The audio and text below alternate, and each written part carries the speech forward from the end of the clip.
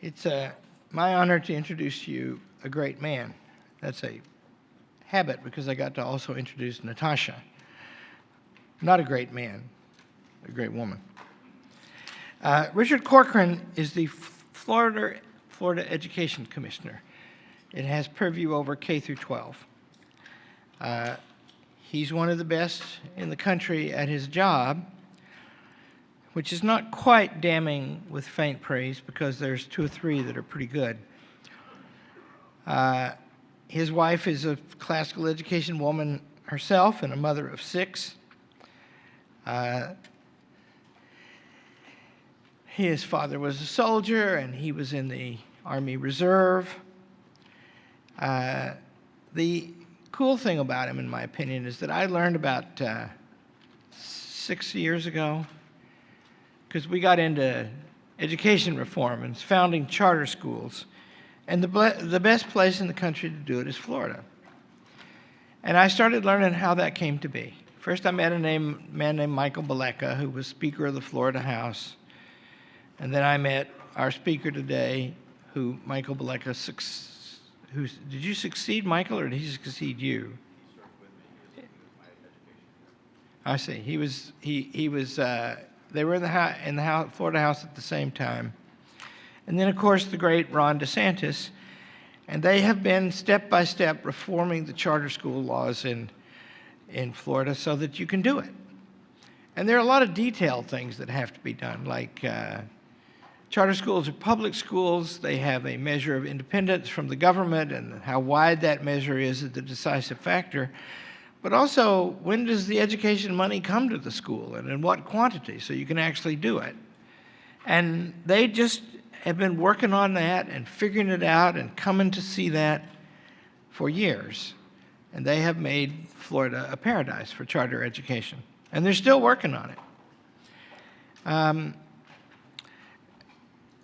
I was impressed more than anything else about the acts of friendship that have gone on that have kept continuity in that effort, because that's very difficult stuff to do.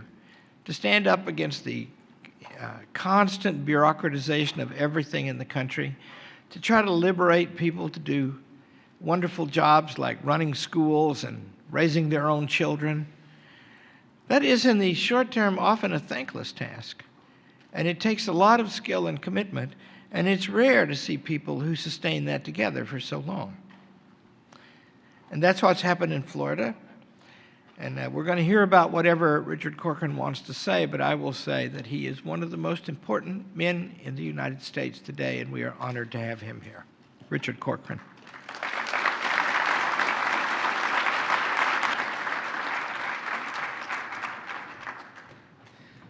First, I want to just say it's a great honor to be at Hillsdale College. Obviously, being a conservative all my life, Hillsdale has played an active role in whether it's just the monthly imprimis or people I've known who come to Hillsdale watching the speakers. It's a fantastic college. And you guys, we've been here 2 days, just fantastic meetings with the faculty, with Dr. Arnn. So it's a pleasure to be here. I'll give you one warning, though, before I start. And when you're Speaker of the House and then became an Education Commissioner, you get invited. And so I was invited to go to a nursing home and give a speech on American exceptionalism. And so I thought, okay, I'll do that. And they had all the residents gathered, and I give the speech and talk about American exceptionalism. And then the director said there was one gentleman who was too sick. He couldn't make it out of his room, and he asked if you'd be kind enough to give him a speech. And so I thought, okay. So I went into his room, and I gave him, of course I shortened it, and I gave him the speech. And I'm trying to say all these like important lines about American exceptionalism, and he just won't even look at me, won't budge, won't move. I say another one, nothing. I get done with the speech, nothing. And so finally, as I'm walking to the door, I think I gotta say something to this gentleman. And so I turned to him and I said, "Sir, I really, really hope you get better." And he kind of pops up in his bed and he goes, "I hope you do too."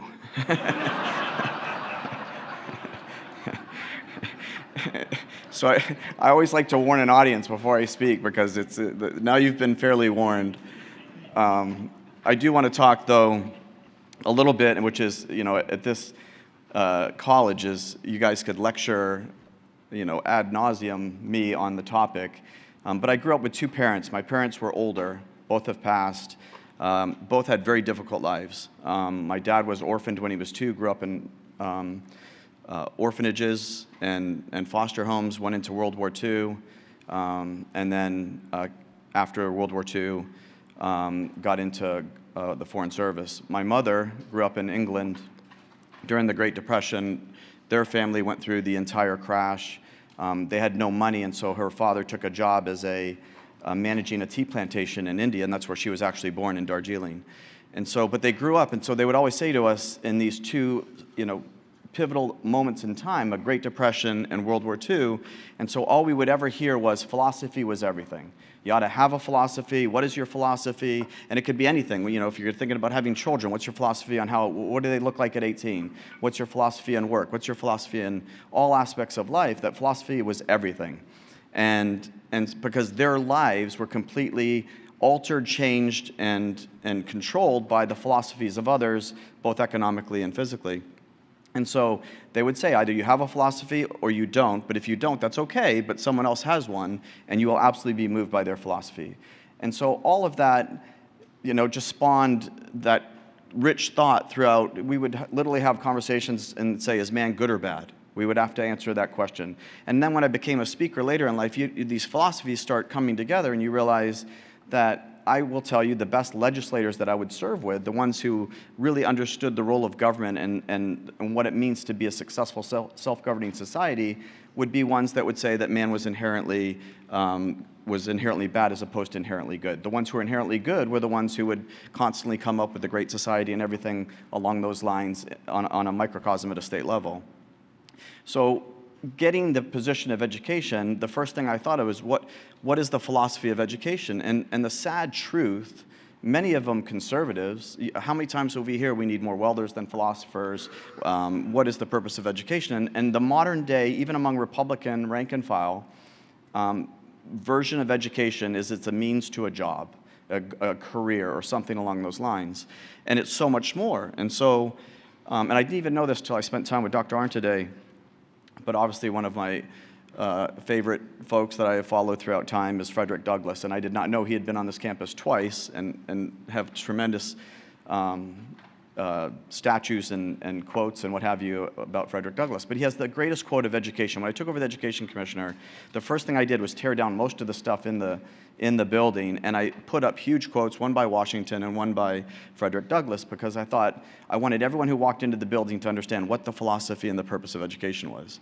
But he has this just fantastic quote, I'll paraphrase, where he says, education is freedom. This is a guy who escaped slavery, came to the North. He goes, education is freedom. It's emancipation. It is the uplifting of the human soul to the glorious light of truth.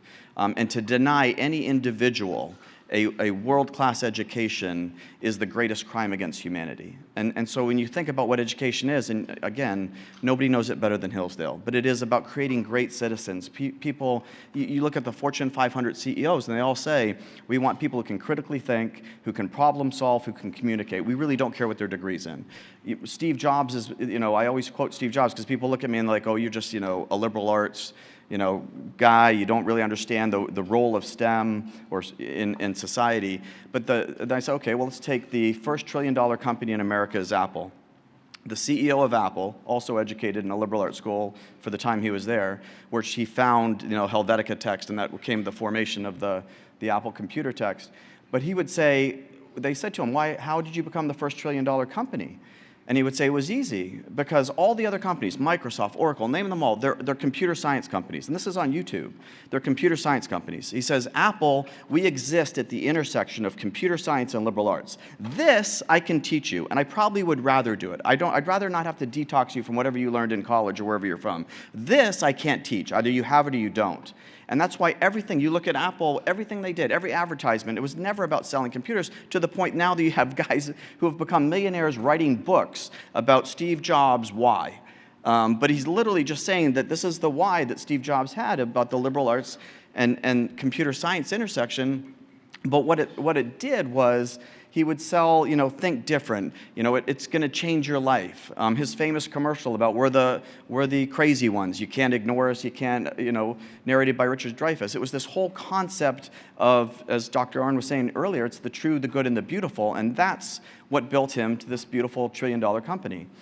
And so all of that gets to the 2 points I do want to impress upon you as I got to the department, is that now you know the philosophy, you know the one thing that we can do to change people's lives. We talked about it last night, we can't force everyone to be raised in a two-parent home, but we know that the consequences or the derivative of that is just enormous. But what we can do, and what we are doing, is trying to give every child that world-class education, help them become good citizens, good spouses, good community leaders, and recognize the value and inherent value of an education. But we're not there. And not only are we not there, we struggle more and more and more to get there. And so I'll give you facts in Florida. And on the National Assessment of Education Progress, which all the states take, we're in the top 4 for reading in 4th grade.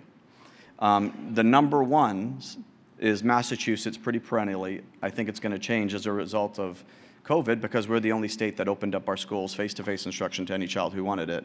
Boston's still closed. And so, but Massachusetts is number 1. They're number 1, and they're like 45% on the NAEP exam at or above basic, which means I always say 55%. The number 1 state and the richest country in the history of mankind, the number 1 state has 55%, give or take. Florida, we're like at 39, so we're at over 60% of our 4th graders that are somewhat, partially, or fully illiterate. And so now take Florida. We have our own state assessment we give in 3rd grade. In our 3rd grade assessment, we basically have similar numbers. 42, 44% of our 3rd graders in English are either partially, fully illiterate. They're getting 1s and 2s. And when you have that, what you're doing in a society is not only are you creating people who have no concept of what it means to self-govern or be a citizen, they have no hope. And the most dangerous person in any realm, a society, in life, in a schoolyard, wherever, it doesn't matter, take hope away from a human being and they become extremely, extremely dangerous. And I think you see that play itself out. And so how do you move that? I say to my staff all the time, we ought to just send letters to every single 3rd grade parent, which is literally 55% of them, and say, hey, dear Mrs. Jones, Billy's a great kid, enjoyed having him in class, but here's the bottom line. There's no hope for him. He's toast. There's nothing we can do. Because we know this fact too. If you're a 1 and 2 in 3rd grade, because we had 20 years of accountability history, then I asked my staff, give me every single graduate of 3rd grade that became a 10th grader, because now we have 20 years of history, and tell me what they were in 10th grade the last time we give the ESA exam. And guess what? 86% who are 1s and 2s, either partially or functionally illiterate, are partially or functionally illiterate in 10th grade. And the only thing that changes them, obviously, Hillsdale's a significant factor. If they move to some other, the 3 things that changed education in America are accountability, number 1, more than anything else, choice, number 2. But if they somehow find their way into a choice school, an excellent choice school, if they somehow find an excellent teacher, maybe they get a 7th grade middle school Hillsdale graduate who says, and what they're going to do is they're going to go back and start like at kindergarten, 1st and 2nd grade, and get those children caught up. But otherwise, 86% are still functionally illiterate. The converse is true. If you're a 3, 4, or 5, it's about 85% are still 3, 4s, and 5s. So whatever happens between pre-K or birth and 3rd grade, once we lose them there, we lose them for life. And they become, what I would say is, not all of them, but a lot of them become very, very dangerous. And that's a problem. And so how do you fix it? What we have done in Florida and moving to do in Florida is we're going all in. The stats are just, as you dig into it more and more, the stats are staggering. 61% of low-income kids don't have a single book in their home. And if they don't have a single book in their home, that's no one's reading to them. If you're a parent, most of you guys have probably read to your children at least 20 minutes a day, but that's the minimal goal we try to say, 20 minutes a day. If you read 20 minutes a day to your child, they finish in the top 10% statistically on standardized tests. If you read 1 minute a day to your child or no minutes a day to your child, they basically are the corpus of your dropouts, your failures, and are your illiterate population. And so if we don't go all in and wrestle with those kids in that pre-K to third grade realm, we were talking the other night, and I said if I was to do something else, much like Hillsdale's doing, I'd love to see the same Hillsdale model, but to rapidly expand and go into pre-K to third grade and go into every single state as fast as we can in a big way, because we know that once we lose them in third grade, we lose them for life. So that's what we're doing. Everything. We're trying to do a Peace Corps and have great graduates like Hillsdale go in and read to these kids from pre-K to third grade.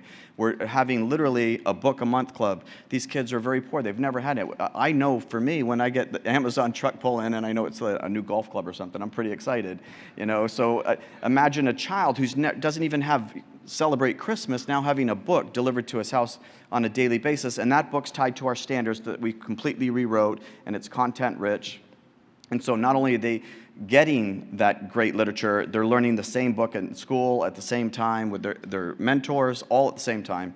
And it's hopefully will have that effect. We've also basically gone all in on the science of reading. In modern day, we all recognize that the social experiment of whole language was an abject failure. But even now, we don't call it whole language. Now we have great terms, blended literacy, whatever, but it's up and down in our schools all across America, not obviously in Hillsdale charter schools or any classical school for that matter. But if we don't have that phonics and the phonemic awareness and the literacy and the fluency and the vocabulary, you're never going to get the comprehension. And so we're going all in and fighting with our publishers that we will not have a single textbook in a classroom that doesn't have the science of reading. Hopefully all of that stuff, and we'll start seeing quickly improvements in our students' education. So I know that it sounds, as an aside to that, I'll tell you, having been in the legislature, it's an amazing thing in education, and you guys have seen it as you go into other states. But when I was in the legislature, if somebody came before and I was on an environmental committee and they said, hey, we have this magic potion, we can drop it in Lake Okeechobee and immediately there'll be no blue-green algae, there would be absolute outcry. People would be upset. They'd almost be thrown out of the committee. This is ridiculous. We would have to study that for 6 or 7 years. We'd want to make sure everything was done correctly and all our scientific data was correct. This will never happen in the next 6 or 7 years. Now, conversely, go to an education committee and somebody comes in and says, we have this magic potion. If we put it in schools tomorrow, our kids will just be phenomenal students. They're like, let's try it. I mean, there's no screening or testing or anything. To the point that when you look at America on the PISA national, where we compete with the rest of the world, America, we're like 24th, 28th, and like 35th in math, science, and English. Just abysmal. But when they did the study and they looked at what does America do great, the just wonderful irony, which we still do today, the two things that America, everyone says, nobody can compete with. Number one is we have the prettiest buildings. And so to quote, you can teach Plato under a tree. We don't even teach Plato, but we have a beautiful building, so don't worry about going under the tree and learning something. And then the second part is that we have absolutely, without question, more tech in classrooms than anybody else. And it's been, quite frankly, overwhelmingly a failure, not a success. And so those are the two things we score well, even though we're 24th, 28th, and 29th. All of that to say, my dad and mom, I'll start with them. I do think there's optimism. I was talking a lot to Dr. Arndt about it, with the universities and colleges, and we have a whole group of folks that are board of directors from Flagler College trying to, how do you replicate what Hillsdale's done? Is it possible, and can it be sustainable, and all of those questions. And Dr. Arndt, basically said, quoting Churchill, but there is hope. They're formed on a broken truth, and so there is hope for us to crash that. And that's something my father and mother would tell you. I don't know if you've heard this, but my dad would always say, there's two little boys. One's an eternal optimist and one's an eternal pessimist. And so they go and they get studied by doctors and they say, let's put the optimist boy in a room with a pile of manure. And let's take the pessimist boy and put him in a room with toys, candies, and everything under the sun. And they put the boys in the room, they check on them, and they see the boy and the pessimist first, and they go in and he's cowering in the corner of a room, like, little boy, why aren't you, playing with the candy? And he's like, I might get sick. Why don't you play with the toys? I don't know, the buttons. I could swallow a button. They're like, okay, that's a lost cause. Let's go check on the optimistic boy. And they go check on the optimistic boy, and they look in the window, and he's jumping up and down. He's throwing the manure everywhere. It's on the ceiling. It's all over his body. They go rushing into the room, and they're like, little boy, whoa, whoa, whoa. What are you doing? Don't you know it's a pile of manure? And he goes, yeah, but with all this manure, there's got to be a pony somewhere. and so with that analogy or anecdote, and with the ending with Frederick Douglass, in that it is far easier to raise up healthy children than it is to fix broken men. Another Frederick Douglass quote. But the pony in the story is what you guys are doing, what Hillsdale's doing, what all of you are doing, educating the educators who will be in those schools. It will hopefully change our country and sustain us for another 230 years. At least that's the hope. So thank you very much.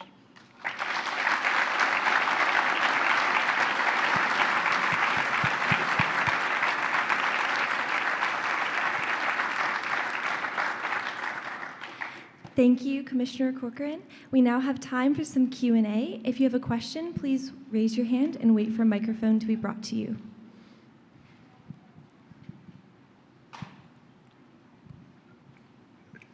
Terrific talk. So I'm on the board of Northwest Ohio Classical Academy, a BCSI school opened 2 years ago. Our outcomes are good, and that is certainly one of the motivations to do the very heavy lift. But the second motivation is to encourage others who may not necessarily want a particularly classical education from the Barney Charter School, to see them make good choices. Is there any reason to believe that that will happen?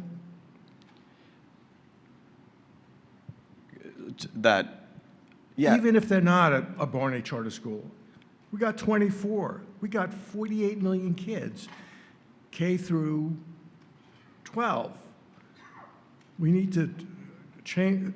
There needs to be a vast change in the educational system, so our kids will prosper. That's great.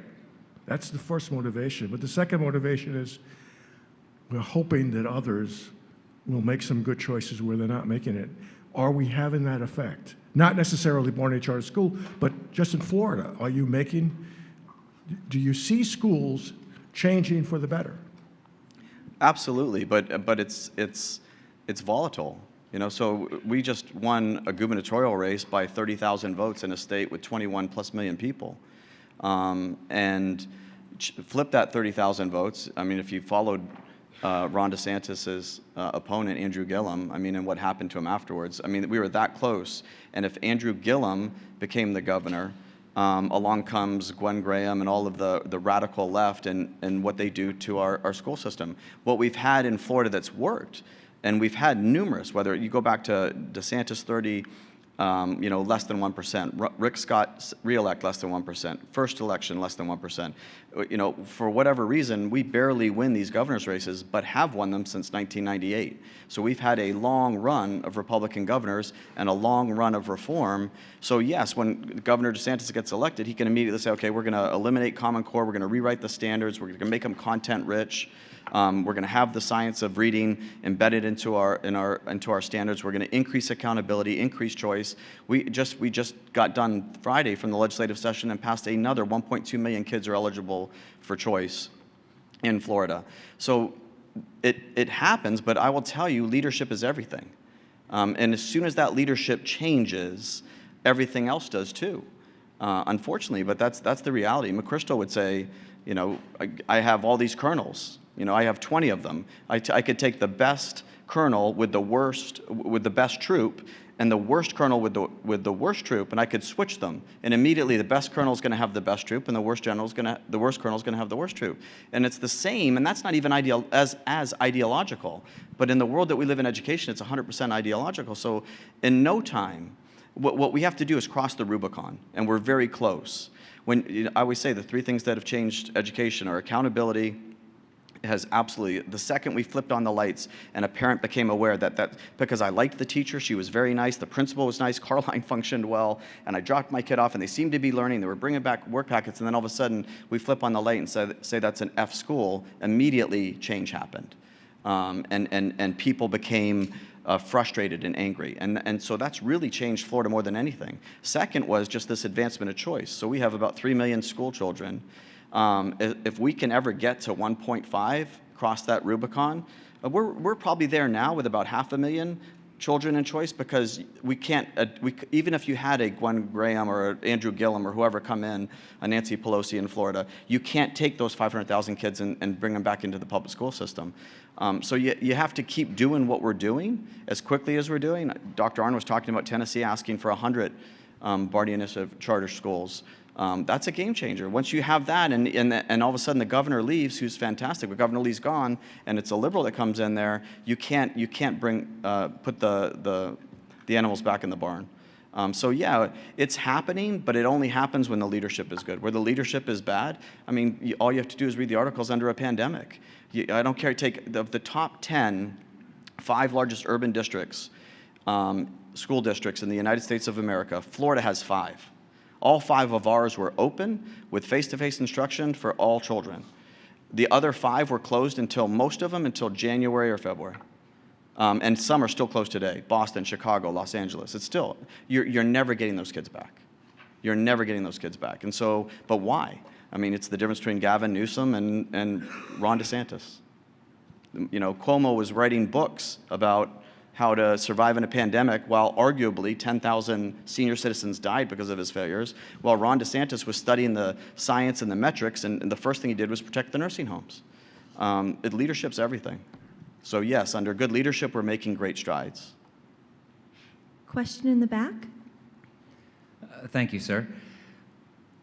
One thing I've wondered, it seems like a very ideological debate that we're having, and maybe not always connected to outcomes in a beneficial way. And it appears that quite frequently it's hard to find common ground.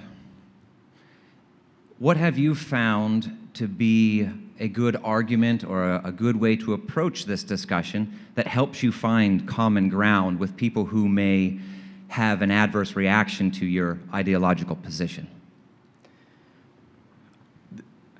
I'm trying not to. I grew up in an Irish Catholic family with 5, so dinner table was always like arguments. And the way I have found common ground is literally, and Dr. Arnn again was talking about this, I have fought. The way I find common ground, because they will roll over you. When we wanted to open up schools in September, the entire agency was surrounded, you know, we have a small courtyard. The entire agency was surrounded by literally fake coffins, headstones, you know, Grim Reaper was walking around the building. I mean, and they sued me, you know, to keep schools closed. I think I always say I'm always open. I'll sit down with anybody and have that discussion. I do think who I'm describing, though, I think if you're talking about people, you know, can Joe Biden sit down and have a conversation with a Tom Cotton? Yes, I think they can. But I'm talking on that outer side, and really it's outer left. There's no negotiation. I don't think Antifa wants to sit down and have a conversation with me about how can we make the society better. And again, Dr. Arnn gave a great analogy about the warring in the streets in Germany pre-World War II was between the Nazis and the Germans, and the communists, and the Nazis ultimately won, and Hitler became the leader of the Nazi street fighters. That's what I think you're seeing with Antifa and what have you. What they want is complete upheaval. And so those people, I just don't, I'll sit with, you know, where necessary, I'll sit with them, but I think we have to be efficient and very strategic in how we go about what we're doing. And the war will be won in education. If we can get education right, we can have kids be literate and then understand what it means to be a self-governing citizen in a self-governing country, we'll win it back. I think Dr. Arnn, again, I keep quoting him, we just spent some time with him, but he said that, you know, education is our sword, you know. That's our weapon. Our weapon is education, and we can do it, and we can get it right. And I do think, I always try not to sound biased, but I do think that we are willing to sit down. We are willing to have those conversations, and we are willing to look at the science.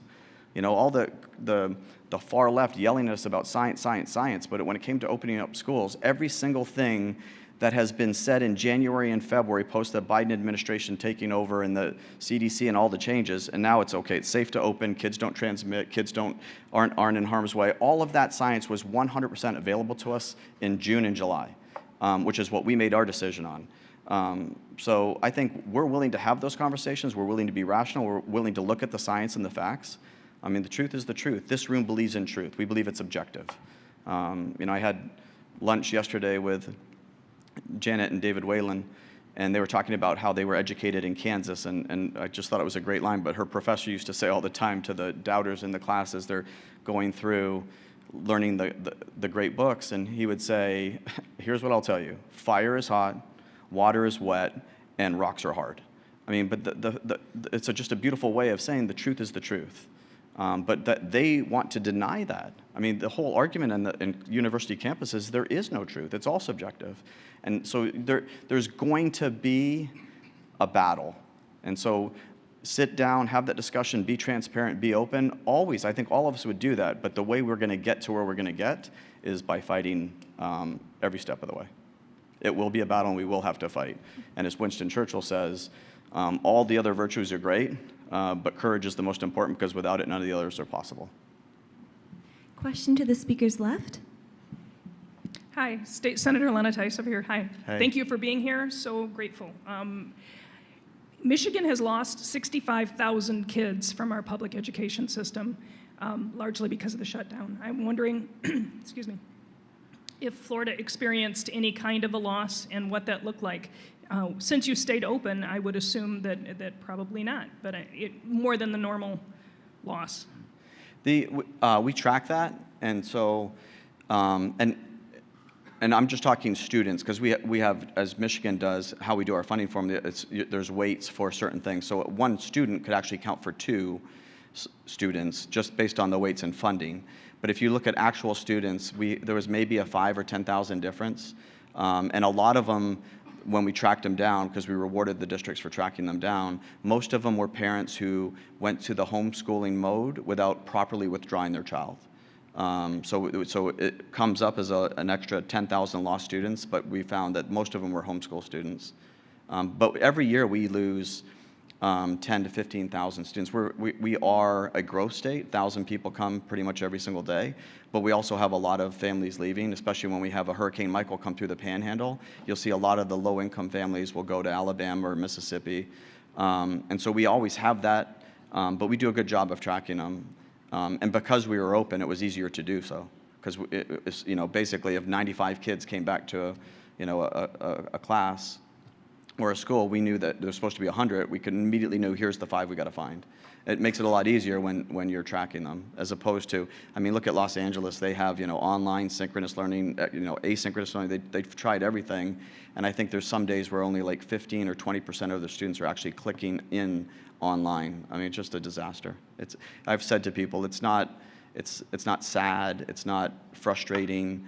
What's going on in the rest of the country is criminal. If I was to go to any one of your homes and grab your kids and put them in solitude and say they can't hang out and they have to do all of this stuff, I'd be arrested for a host of different crimes.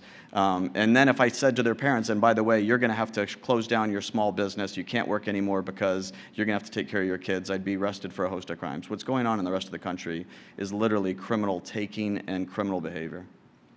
We have a question to the speaker's left. Hi, my question regards the curriculum and what role the state has, if any, in oversight of local school curriculums. And I have a little story that I'd like to insert here. 2 Thanksgivings ago, we had a family celebration, and I found out that there were going to be 2 children, one 8, one 10 attending. So my husband and I thought it would be really cute, I have these costumes, to dress up as pilgrims. We thought that the kids, when we opened the door and they saw 2 pilgrims and it was Thanksgiving, that they'd get a kick out of it, right? So we kept the costumes on for the entire day. So we're sitting around the table in our pilgrim's costume. You know, my husband had the hat, I had my little, and we finally, the 10-year-old at one point looked at us and because I'm starting to give the story of the Indians and the pilgrim and the meal, and you know, the Indians really helped out the pilgrims because it was their first winter. You know, I gave the whole spiel that we grew up with. And this 10-year-old looks at me and he says, "Didn't the pilgrims come to kill the indigenous people?" I mean, talk about putting a damper on Thanksgiving. So there we were, dressed as pilgrims, and in the eyes of this little boy, he had learned that the pilgrims came to kill the indigenous Indians. So we tried to set things straight, but then, you know, we changed the topic, and the mother went, "Well, you know, they do go to a progressive school." And I said, "Well, I was just shocked to find out, to even hear the word indigenous in the mouth of a 10-year-old. You know, why wouldn't you say they came to kill the Indians?" I said, "It sounds to me like your progressive school is indoctrinating." And that was the end, and then we just kind of move on. So then I found out about the 1619 Project that I had never heard of before. So all these years, our children have been reading books, being taught books that present things a certain way. And I bet you that a good majority of parents are totally unaware. Oh, and by the way, they didn't know what the Mayflower was.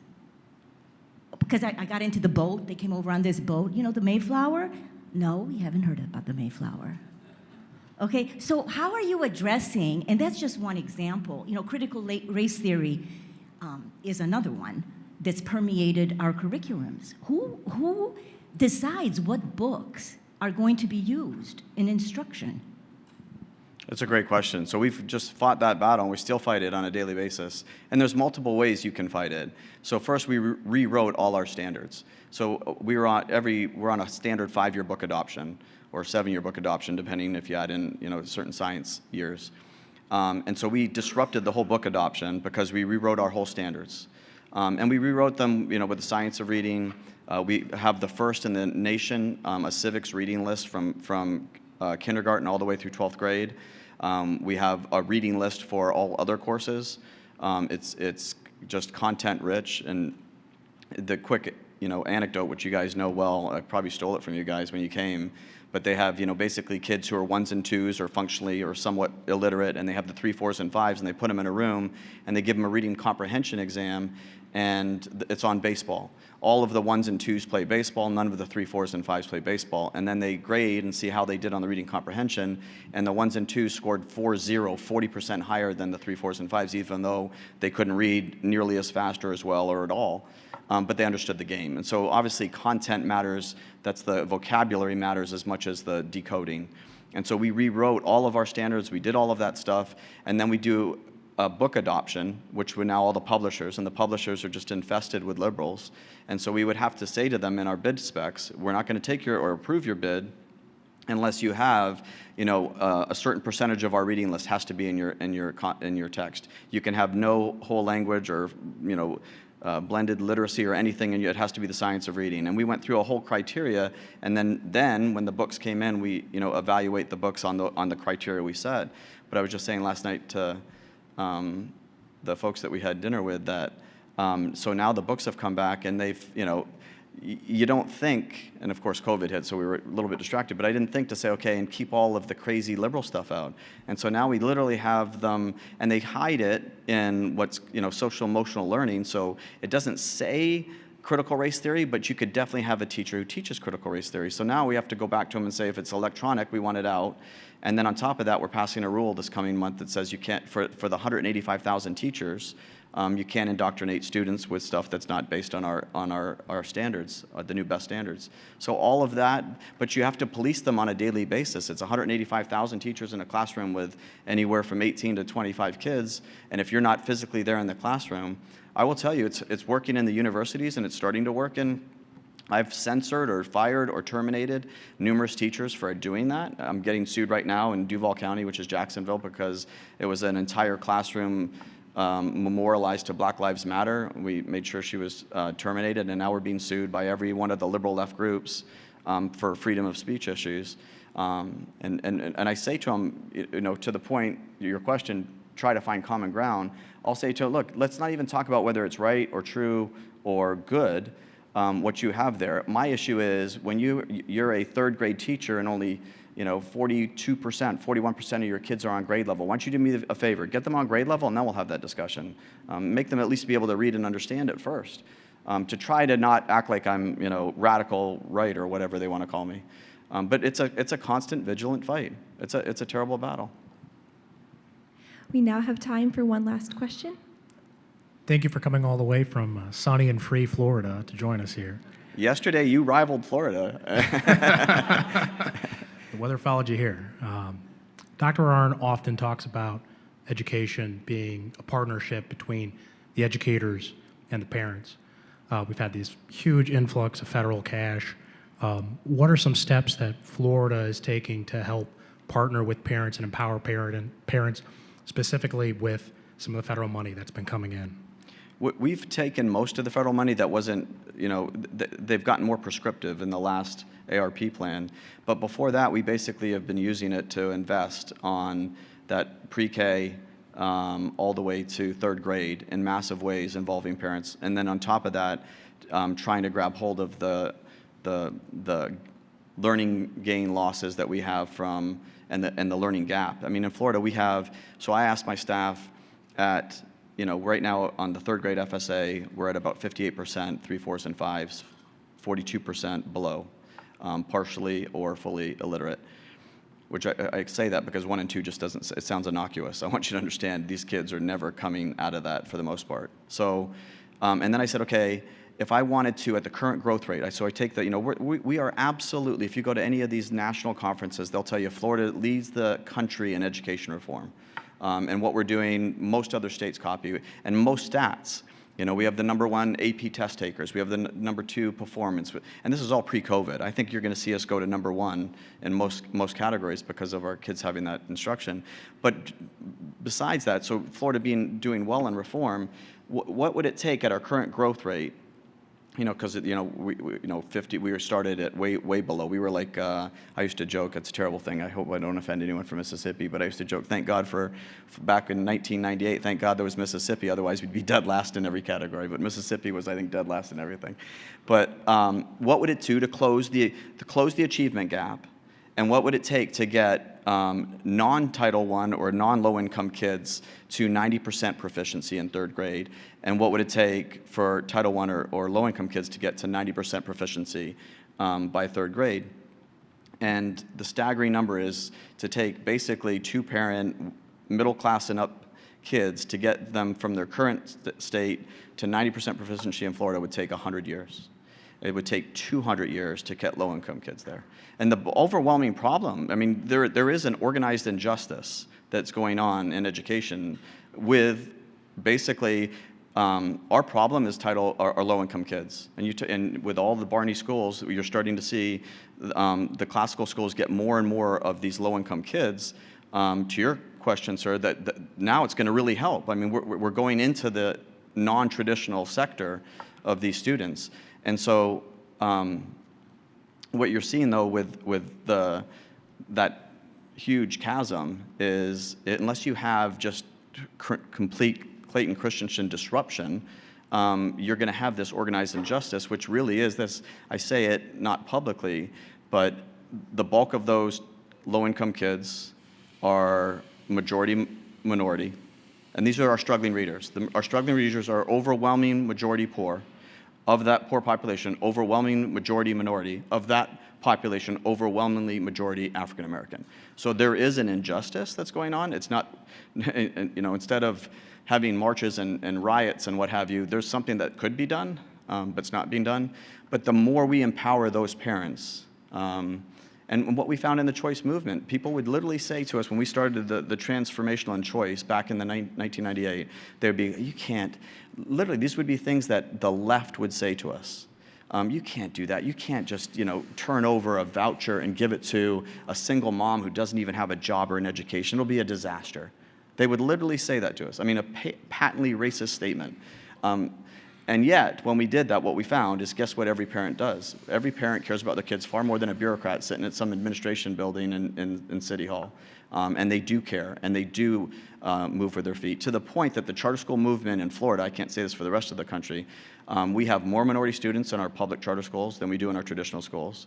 And we have the same, and sometimes higher, low-income kids in our charter schools than we do in our traditional public schools. And all are public. Because parents will get involved and they will make a difference, and the results are anywhere from 10 to 15 on a bad day better than in the traditional public schools. So that we know that the more you involve those parents, you will have better outcomes for the students. Please join me in thanking Commissioner Corcoran. Thank you.